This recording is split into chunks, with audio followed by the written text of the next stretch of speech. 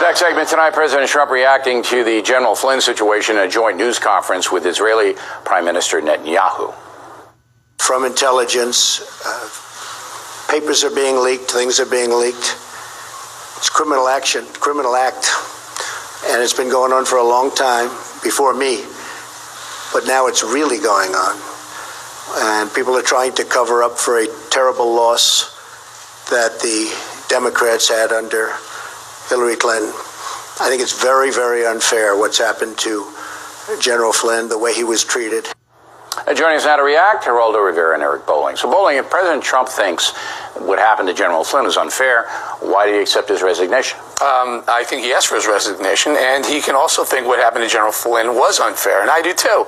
Look, I think General Flynn was asked to resign. If you're the president and you feel a general who's a patriot, a distinguished man that really served his country well, is treated unfair, then why do you boot him out? He said treated unfairly by the press. Yeah. Of course you can be treated. Why wouldn't you just stand behind him? As he said, as Trump said, or as spokesman Spicer said, there was an eroding trust factor with General Flynn, and that was likely because of Vice President Pence. The press is taking apart General Flynn because of his conversations with Russia, which I don't think amount to a hill of beans. Well, you don't know. That New York Times article today was extensive. I read it 3 separate times. I found 3 different times they alluded to accusations of possible FBI involvement, but they walked all 3 of them back. The New York Times doesn't know, you don't know, Rivera doesn't know, and I don't know. Yeah, but he's been excoriated in the press. And we just did a segment on it. Yeah, we just did an entire segment. Those two things aren't mutually exclusive. Okay, but I don't know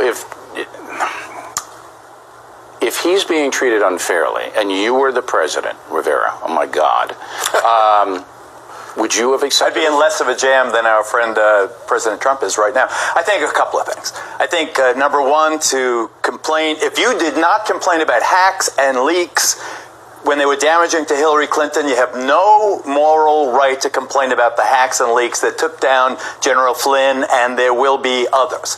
Secondly, you have a situation here. People have to get their arms around what this is.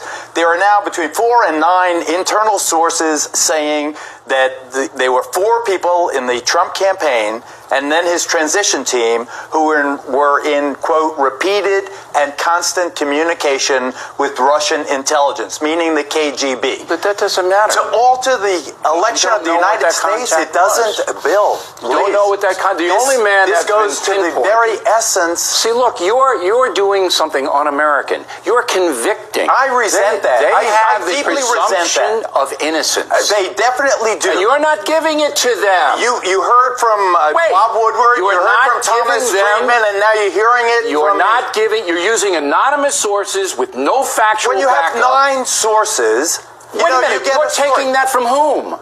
From whom? Where did they see the 9 sources? Yeah, the Washington Post, Bob Woodward's newspaper. There are no names on them. Now we need names, but for Hillary Clinton to destroy her candidacy, to destroy Hillary Clinton, you don't need names for Hillary Clinton's destruction. Okay, look, but now suddenly to you're show not giving the presumption of innocence. This is an extraordinary thing that just happened. That this was. What's this? What is it? You have a presidential campaign in communication with our arch enemy, the Russians. Who in the campaign? You called Putin a killer. You busted the president's chops and said, "How can you be friends with a killer?" Because Vladimir we have Putin. the facts to back so now that up. You have the Trump campaign having a conversation with Vladimir Putin. Who in the Trump campaign? As you sit there tonight, do you believe that there was no communication between the Trump campaign? You now have the recording.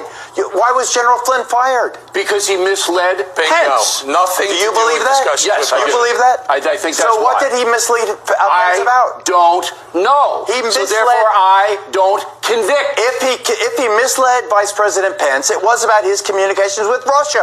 Ergo, there were communications with Russia.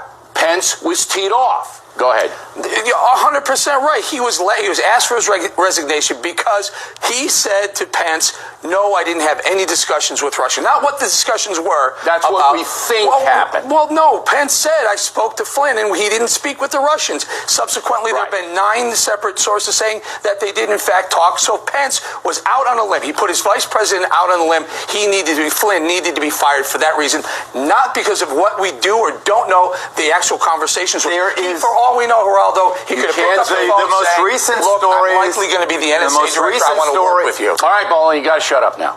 Gentlemen, thank you very much. Directly ahead, Lou Dobbs. The stock market going crazy, but is that dangerous for you and the country? And later, awful